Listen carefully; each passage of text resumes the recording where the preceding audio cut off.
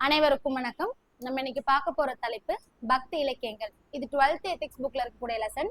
இந்த லெசன் ரொம்ப இம்பார்ட்டன்ட். ஏன்னா ஆழ்வார்களை பத்தியும் நாயன்மார்களை பத்தியும் நம்ம படிக்கிறோம். ஸோ அப்ப வைணவ மதத்தை சார்ந்தும் சைவ மதத்தை சார்ந்தும் இருக்கக்கூடிய எல்லா விஷயங்களையும் நம்ம இந்த லெசன்ல படிப்போம். ஸோ டாபிக் உள்ள போயிடலாம்.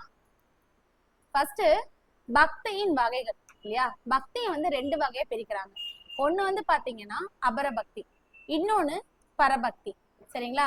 சோ அப்ப இது ரெண்டுத்துக்கான டெஃபினேஷன் என்னன்னு தெரியணும் இல்லையா? ஃபர்ஸ்ட் அபரபக்தி.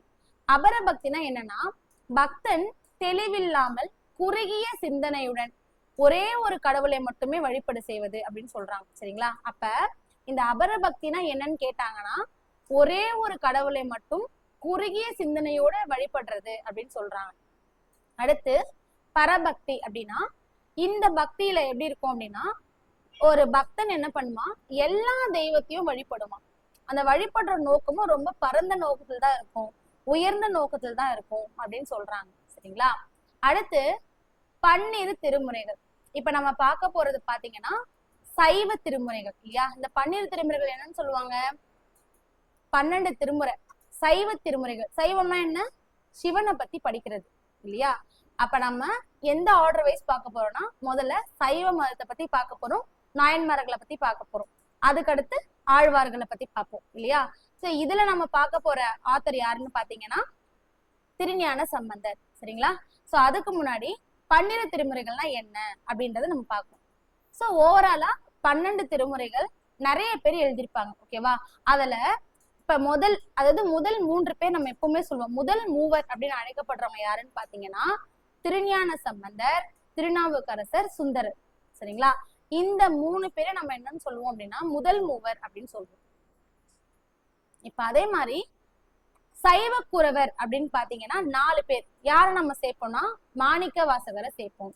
ஓகேவா? இந்த முதல் 3 பேர் எழுதுறாங்க இல்லையா, அந்த திருமுறைகளை மொத்தமா சேர்த்து என்னன்னு சொல்லுவோம் அப்படின்னா தேவாரம் அப்படின்னு சொல்லுவோம். ஓகேங்களா? அப்ப திருஞான சம்பந்தர் எத்தனை திருமுறைகள் எழுதியிருக்காருன்னா 1, 2, 3. ஓகேவா? இந்த 3 திருமுறைகளை திருக்கடை காப்பு அப்படின்னு சொல்றாங்க. திருநாவுக்கரசர் 4, 5, 6 இந்த 3 திருமுறைகளும் எழுதியிருக்காங்க.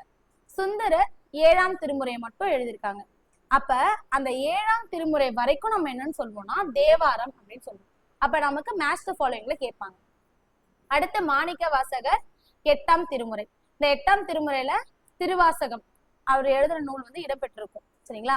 அடுத்து திருமாளிகை தேவர், சேந்தனார் மற்றும் சில பேர் சேர்ந்து இந்த 9ஆம் திருமுறையை எழுதியிருக்காங்க. 9ஆம் திருமுறைக்கு எக்ஸாம்பிள் பாத்தீங்கன்னா திருவிசைப்பா, திருப்பல்லாண்டு. இது ரெண்டுமே இந்த 9ஆம் திருமுறையில இடம்பெற்றிருக்கும். அடுத்து திருமூலர். திருமூலர் 10ஆம் திருமுறையை எழுதியிருக்காரு. 10ஆம் திருமுறையில சம்பந்தப்பட்ட நூல் எதுன்னு கேட்டாங்கன்னா திருமந்திரம். அப்ப திருமூலரை எழுதினது யாருன்னா திருமந்திரம். அப்ப அந்த நூலை யார் எழுதுனான்னு கேட்பாங்க, இல்ல எந்த திருமுறைய எந்த ஆத்தர் எழுதுனாங்கன்னு கேட்பாங்க. சரிங்களா? அடுத்து திருவால வாயுடையார், பட்டினத்தடிகள், காரைக்கால் அம்மையார், நம்பியாண்டார் நம்பி, இவங்க எல்லாம் சேர்ந்து எழுதுனதுதான் இந்த 11ஆம் திருமுறை. சரிங்களா? இந்த 11ஆம் திருமுறையில இருக்கக்கூடிய பாடல்களை நம்ம என்னன்னு சொல்லுவோம்னா தோத்திர பாடல்கள் அப்படின்னு சொல்லுவோம். அடுத்து 12ஆம் திருமுறை. 12ஆம் திருமுறை பாத்தீங்கன்னா சேக்கிழார் எழுதுனது. அப்ப 12ஆம் திருமுறையை சார்ந்த நூல் எதுன்னு பாத்தீங்கன்னா பெரிய புராணம். ஓகேவா? அப்ப 12 திருமுறைகள் யார் யார் எழுதுனாங்க, யார் யார் எந்தெந்த திருமுறைகளை எழுதுனாங்கன்றது உங்களுக்கு தெரியும். சரியா? அடுத்து இப்ப நம்ம யார பத்தி பார்க்க போறோம்னா திருஞான சம்பந்தர் இல்லையா? இவரு சோழ நாட்டுல இருக்கக்கூடிய சீர்காழியில தான் பிறந்திருக்காரு. சிவபாத இருதயர் அப்படின்றவருடைய மகன் தான் இந்த திருஞான சம்பந்தர். சரிங்களா? இந்த திருஞான சம்பந்தர் 3 வயசுல இருக்கும் போது இறைவி உமாதேவியார்னா யாருன்னா, அதாவது சிவபெருமானுடைய மனைவி பார்வதி தேவி இருக்காங்க இல்லையா, அவங்களால ஞானப்பால் ஊட்ட பெற்றவர் தான் இவர். கேட்பாங்க இந்த கொஸ்டின், கண்டிப்பா நிறைய டைம் கேட்டிருக்காங்க, இதுக்கப்புறமும் கேட்க சான்சஸ் இருக்கு. சரிங்களா? அப்ப உமாதேவியால் ஞானப்பால் ஊட்ட பெற்றவர் யார் அப்படின்னு பாத்தீங்கன்னா திருஞான சம்பந்தர். இவர் தேவாரத்துல முதல் 3 திருமுறைகளை பற்றி பாடியிருக்காரு. இவரு சைவ சமயத்தை வென்று சமணர்களை, இந்த சமணர்கள்லாம் இருக்காங்க இல்லையா, அவங்களெல்லாம் மேக்சிமம் வென்று சைவ சமயத்தை நிலைநாட்டியவர் இவரு. சரிங்களா? சோ சமணர்களை வென்று சைவ சமயத்தை நிலைநாட்டியவர் தான் யாரு? திருஞான சம்பந்தர். அடுத்து இவர் நிகழ்த்தக்கூடிய அற்புதங்கள் என்னன்னு பாத்தீங்கன்னா, மயிலாப்பூர்ல இறந்த பெண். ஏன்னா இந்த மாதிரி டாபிக்ல மேக்சிமம் பாத்தீங்கன்னு வச்சுக்கோங்க, எந்த நாயன்மார்கள் என்னென்ன அற்புதங்களை நிகழ்த்தினாங்க, என்னென்ன அதிசயங்களை நிகழ்த்தினாங்கன்னு கண்டிப்பா கேட்பாங்க. அப்படி பார்க்கும்போது மயிலாப்பூர்ல இறந்த பெண்ணோட எலும்பை எடுத்து திருப்பி பெண்ணா வந்து மாத்தினாராமா. அடுத்து சம்பந்தர் பதிகத்தால், பதிகம்னா பாடுவாங்க இல்லையா, ஒரு பதிகம் பாடிதானே இறைவனோட மனசை குளிர்விப்பாங்க. அந்த மாதிரி இவர் பதிகம் பாடி திருமறைக்காடு, வேதாரண்யத்துல இருக்கக்கூடிய திருமறைக்காட்டுல சிவபெருமான் கோயில் கொண்டிருக்காரு. இவர் பதிகம் பாடி அந்த கோயிலோட கதவுகளை மூட செஞ்சிருக்காரு அப்படின்னு சொல்றாங்க. இதெல்லாம் வந்துட்டு பொருந்தாததுல கேட்பாங்க. எப்படி கேட்பாங்கன்னா, இந்த மாதிரி எல்லா ஸ்டேட்மெண்ட்டும் கேட்டுட்டு இதை கொண்டு போயிட்டு சுந்தரர்ல வைக்கலாம், இல்ல திருநாவுக்கரசர்ல போய் வைக்கலாம். அப்ப யாரு யாரு என்னென்ன அற்புதங்கள் நிகழ்த்தினாங்கன்னு உங்களுக்கு தெரிஞ்சிருக்கணும். அடுத்து திருவோத்தூர், இப்ப தற்காலத்துல செய்யாறு என்று அழைக்கக்கூடிய இந்த ஊர்ல ஆண் பனை, அதாவது ஆண் பனைமரம் இருக்கு இல்லையா, அந்த ஆண் பனைமரத்தை பெண் பனைமரமா மாத்திருக்காரு. திருக்கொல்லம்புதூர்ல பதிகம் பாடி ஓடம், அந்த ஓடம் இருக்குல்ல, அது தானா வந்துட்டு ஓட செஞ்சிருக்காரு. வைகை ஆற்று நீரினை எதிர்த்து ஓடும்படி செய்தல் அப்படின்னா, இப்போ எல்லா ஆறுக்கும் ஒரு ஃப்ளோ இருக்கும் இல்லையா, அந்த ஃப்ளோவை அகெயின்ஸ்டா மாத்துறது. இப்போ ஒரு டைரக்ஷன்ல ஒரு ஆறு போயிட்டு இருக்கும்போது அந்த ஆறை வந்து ஆப்போசிட் டைரக்ஷன்ல டக்குன்னு மாத்தணும் இல்லையா, அந்த மாதிரி இவர் வைகை ஆற்றோட நீரினை பதிகம் பாடி எதிர்த்து ஓடும்படி செஞ்சிருக்காரு அப்படின்னு சொல்றாங்க. பாண்டிய நாட்டிற்கு சென்று, அதாவது அரிகேசரி மாரவர்ம பாண்டியன் இருக்காரு இல்லையா, அந்த பாண்டிய மன்னனை சமணத்திலிருந்து விடுவிச்சு சைவத்துக்கு மாத்திருக்காரு. அப்ப கேட்பாங்க, மாரவர்மன் அரிகேசரி பாண்டியனை சமணத்துல இருந்து சைவத்துக்கு மாத்தினது யாருன்னு பாத்தீங்கன்னா இந்த திருஞான சம்பந்தர் தான். சரிங்களா?